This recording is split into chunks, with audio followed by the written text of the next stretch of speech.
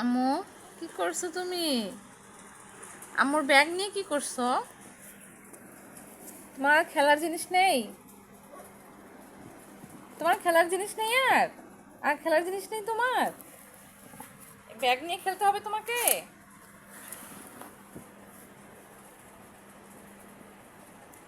এই ব্যাগটা সে একদমই হাতছাড়া করবে না।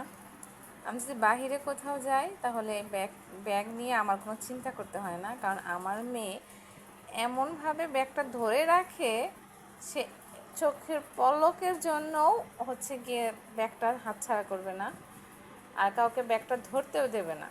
তাই না আম্মু?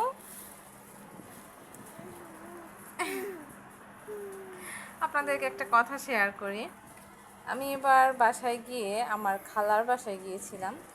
সেখানে ভ্যানে যাওয়ার সময় ইনায়ের চোখে অনেক ঘুম ছিল, ও ঘুমাবে এমন একটা অবস্থা। তো আমার ব্যাগটা এমনভাবে ধরে রেখেছে, ইনায়ের মামা বলছিল যে ব্যাগটা ওর হাতে রাখুক, তাহলে হয়তো আমি বাবুকে নিয়ে রাখতে সুবিধা হবে।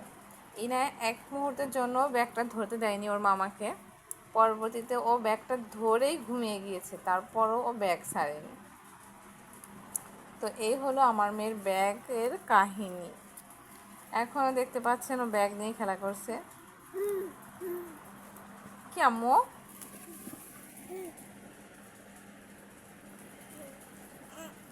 ইয়া, হ্যাঁ হ্যাঁ হ্যাঁ, এই তো, এই তো। হ্যাঁ, পারবে তুমি, তুমি পারবে। এই তো। কষ্ট হচ্ছে আম্মু? কষ্ট হচ্ছে? ব্যাগটা কি ভারী আম্মু? ব্যাগটা ভারী কি?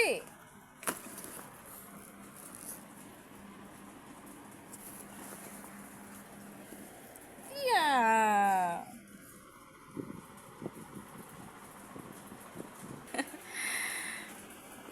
সবাই মাশাল্লাহ বলবেন আমার মেয়েটার জন্য। আর হচ্ছে গিয়ে ইনার ভিডিও যদি ভালো লাগে তাহলে অবশ্যই চ্যানেলটি সাবস্ক্রাইব করবেন, আর যদি পেজ থেকে দেখে থাকেন তাহলে অবশ্যই একটা লাইক কমেন্ট শেয়ার করবেন, ফলো দিতে ভুলবেন না। ইনার দুষ্ট মিষ্টির ছোট ছোট মুহূর্তগুলো আমি ভিডিওর মাধ্যমে শেয়ার করতে যাচ্ছি, তাই আশা করছি আপনারা সবাই আমার পাশে থাকবেন, সাপোর্ট করবেন। দেখেন রুমের অবস্থা করে রেখেছে হচ্ছে এটা। এত কিছু রেখে এখন আবার সে আমার ব্যাগ নিয়ে খেলা করছে। আপনার বাসার ছোট বাবুটা কি এমন করে? করলে কমেন্টের মাধ্যমে কিন্তু আমাকে জানাতে পারেন।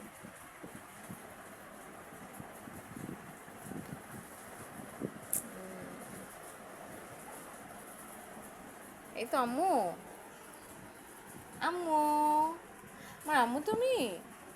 তুমি আম্মু হও, আমার আম্মু হও তুমি?